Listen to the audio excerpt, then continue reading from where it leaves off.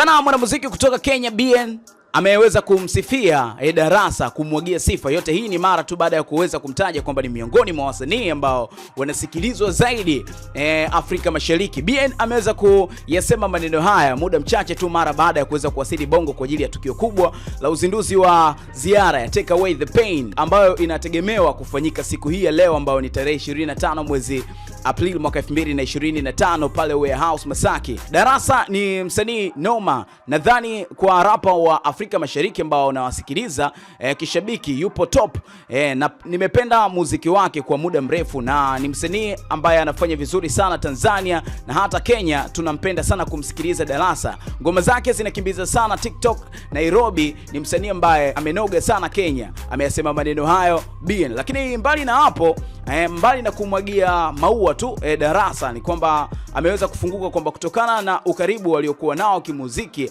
hawezi kumtoza pesa yoyote kwa ajili ya malipo ya kutumbuiza kwenye sherehe yake. Mbali na hapo aliweza kuyasema pia maneno haya. Mwanzo Darasa alikuwa amenipigia akaniambia kwamba anataka kunilipa dola milioni 2 nije kuperform. Hata nikamwambia kwamba siwezi mtoza pesa cause yeye alikuwa ni kaka yangu. Mara ya mwisho niliperform Tanzania masaa 12 alikuwa na mimi mpaka asubuhi. Kwa hiyo huyo ni zaidi ya ndugu. Kwa hiyo nafika pale kwa ajili ya kumsupport ndugu yangu. Aliyasema maneno hayo Bien.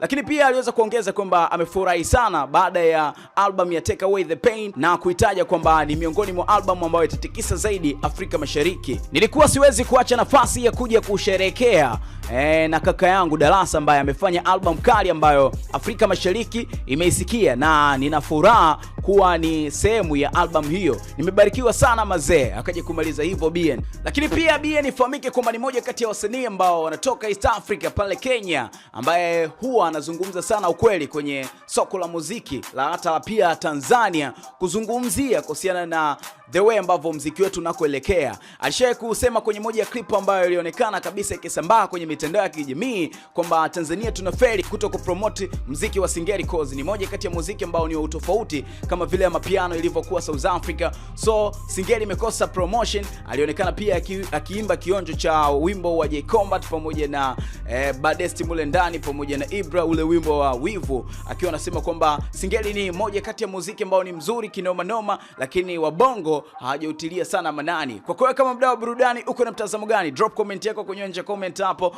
Subscribe kama kwanza haujasubscribe ili kupata taarifa kadha ndani na nje ya mipaka Tanzania.